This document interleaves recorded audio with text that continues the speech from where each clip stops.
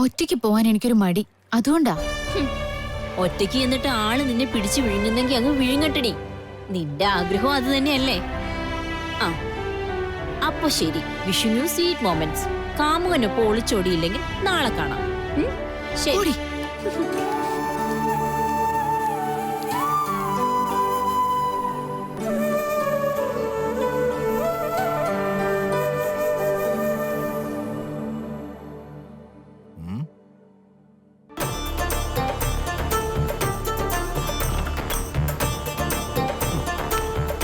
ഫ്രിഡ്ജാണത്രേ fridge. ഒരു കുപ്പി വെള്ളം പോലും ഇല്ല. ആ ആയമോ, കുറച്ച് വെള്ളം എടുത്തു.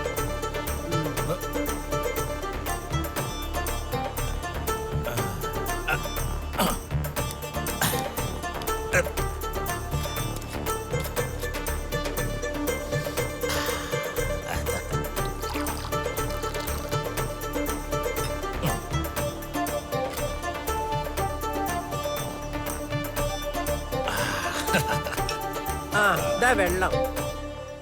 ഇതെന്തുവാ? ജീരക വെള്ളം. കുടിക്കാൻ വെള്ളം ചോദിച്ചത് മറന്നോ? അയ്യോ, ഞാൻ കുടിക്കാനല്ല, ഇതിനകത്തൊഴിക്കാനുള്ള വെള്ളമാ ചോദിച്ചത്. ആ ഏതാ? ജീരക വെള്ളം. അത്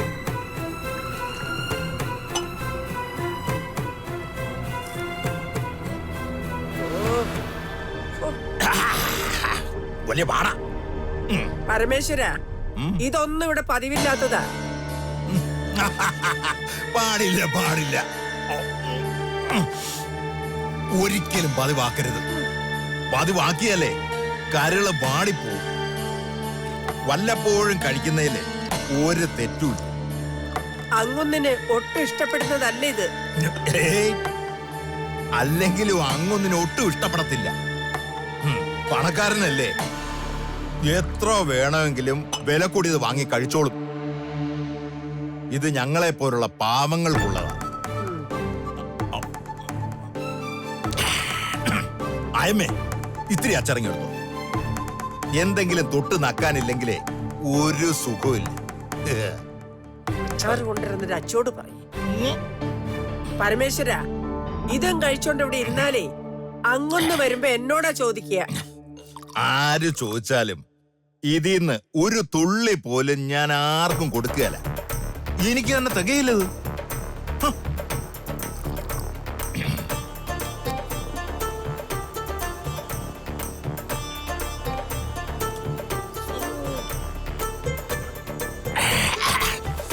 വേണമെങ്കിലേ വേറെ വാങ്ങിച്ചോളാൻ പറ.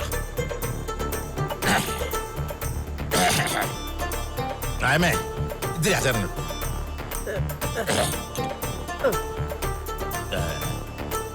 വെള്ളവും ഗ്ലാസും കൊണ്ടുപോയി എന്ന് കരുതി എന്നെ തോപ്പിക്കാന്നൊന്നും വിചാരിക്കണ്ട. ആ ട്രൈ അടിക്കണമെങ്കിലേ ഇവനാ വെണ്ടയ്ക്ക.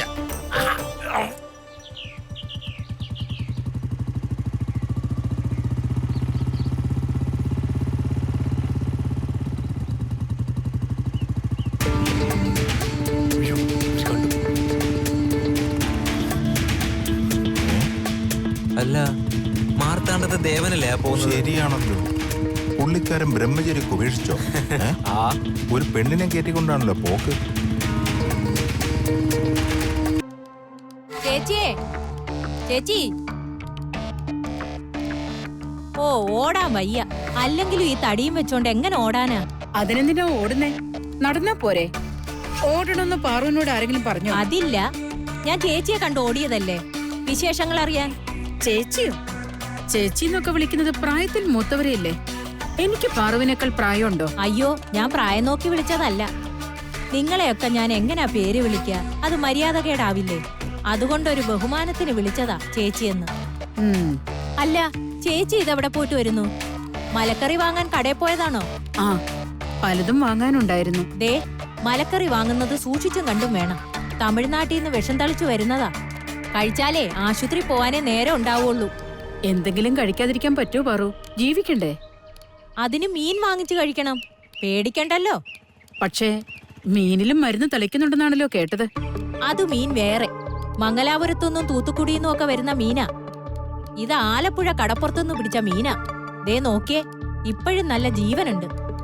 അടുപ്പത്ത് തിളയ്ക്കുമ്പോഴും പിടയ്ക്കുന്ന മീനാ ഞാൻ ഓരോ വീട്ടിലും കൊടുക്കുന്നെ.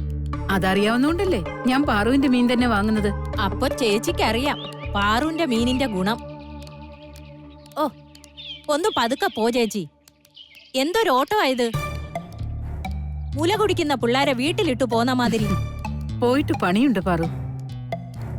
സ്കൂള് വിട്ട് വരുമ്പോ മോള് സഹായിക്കത്തില്ലേ അടുക്കളപ്പണിക്ക്?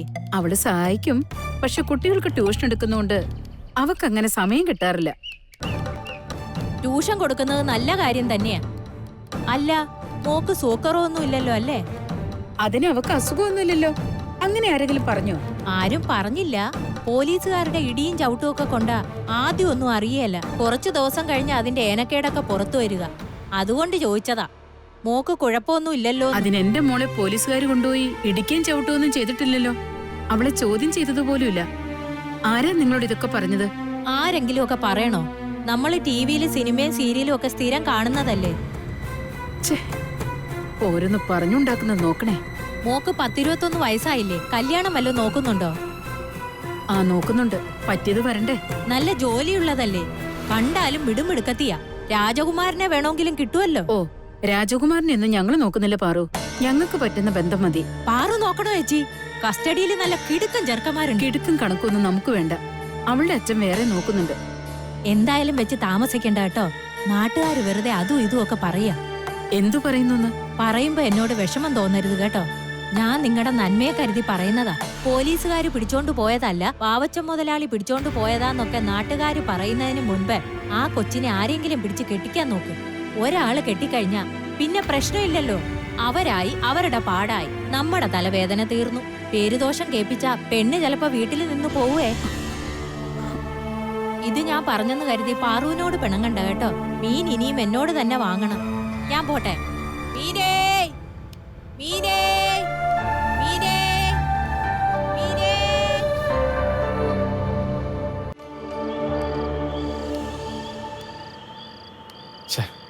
പറഞ്ഞ സമയത്ത് ചെല്ലാൻ പറ്റിയില്ല. ടീച്ചർ എന്ത് കരുതി കാണുമാവോ? ടീച്ചർക്ക് എന്തായിരിക്കും പറയാനുള്ളത്? എന്തെങ്കിലും നല്ല കാര്യമായിരിക്കുള്ളൂ. അതെന്താണെന്ന് അറിയാൻ പറ്റിയില്ലല്ലോ. കൃത്യ ആ സമയത്ത് ആ ശകുനം മടക്കി ഒന്ന് ബൈക്കിലോട്ടും കയറി.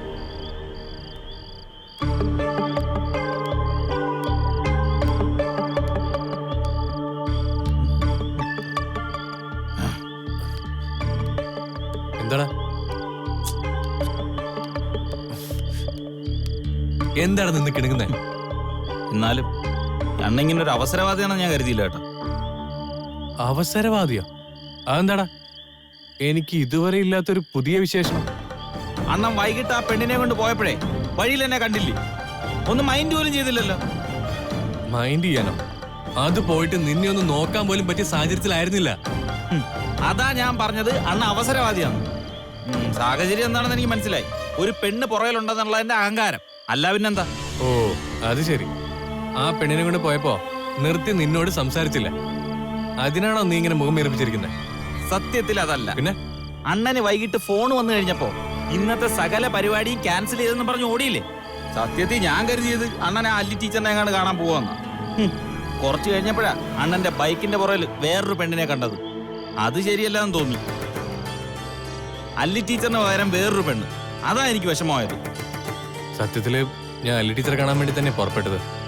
പക്ഷെ ഇവിടെ വെച്ച് അമ്പലത്തിൽ പോണെന്ന് പറഞ്ഞ് ആ നശൂലം പിടിച്ച പെണ്ണ് പുറകെ കയറിയതാ. എനിക്ക് അവളെ തലയിറക്കി വിടാൻ പറ്റുമോ? എന്റെ ഗതികേട് കൊണ്ടാ ഞാൻ അവളെ കൊണ്ട് പോയത്. അതുകൊണ്ട് ടീച്ചറെ കാണാനും പറ്റിയില്ല. അതാണ് എന്റെ വിഷമം. അപ്പൊ അങ്ങനെയാ കാര്യങ്ങളുടെ കിടപ്പല്ലേ? സമാധാനമാണ്. ഞാൻ പോന്നു. ഇതൊന്നും അണ്ണനോട് പറയണമെന്ന് തോന്നി, അതുകൊണ്ട് വന്നതാ. ശുഭരാത്രി. ചിന്ന സുഖനിദ്ര.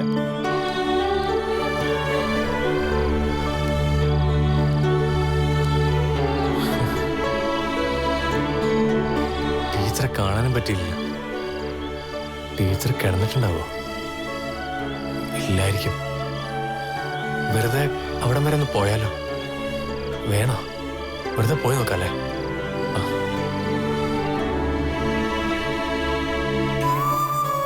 ദേവൻ സാർ വരുമെന്ന് പറഞ്ഞിട്ട് വന്നില്ലല്ലോ. എത്ര നേരം ഞാനവിടെ കാത്തു നിന്നു.